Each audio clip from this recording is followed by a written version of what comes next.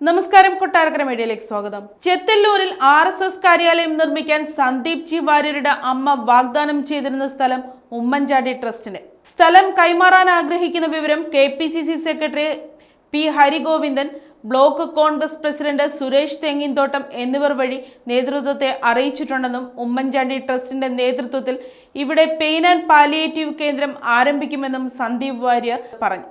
സന്ദീപ് വാര്യർ BJPയിൽ പ്രവർത്തിക്കുന്ന സമയത്താണ് ചെത്തല്ലൂരിൽ RSS കാര്യാലയത്തിന് ശ്രമം ആരംഭിച്ചിരുന്നത്. ഇതിനായി ഭൂമി വാങ്ങാനുള്ള ശ്രമം പല കാരണങ്ങളാൽ നടന്നില്ല. ഈ സമയത്ത് സന്ദീപ് വാര്യരുടെ അമ്മ ചെത്തല്ലൂർ NMUP സ്കൂൾ പ്രധാന അധ്യാപികയായിരുന്ന MM രുക്മിണി വാർദ്ധക്യ സഹജമായ അസുഖത്താൽ ചികിത്സയിലായിരുന്നു. തന്റെ വിഷമം കണ്ട് ചെത്തല്ലൂരിലെ വീടിനോട് ചേർന്ന 6 സെന്റ് സ്ഥലം കാര്യാലയത്തിന് നൽകാമെന്ന് അമ്മ വാഗ്ദാനം ചെയ്യുകയായിരുന്നുവെന്ന് സന്ദീപ് വാര്യർ പറഞ്ഞു. പക്ഷേ സ്ഥലം ഏറ്റെടുക്കാനുള്ള നടപടികൾ RSS നേതൃത്വത്തിന് യഥാസമയം പൂർത്തിയാക്കാനായിരുന്നില്ല.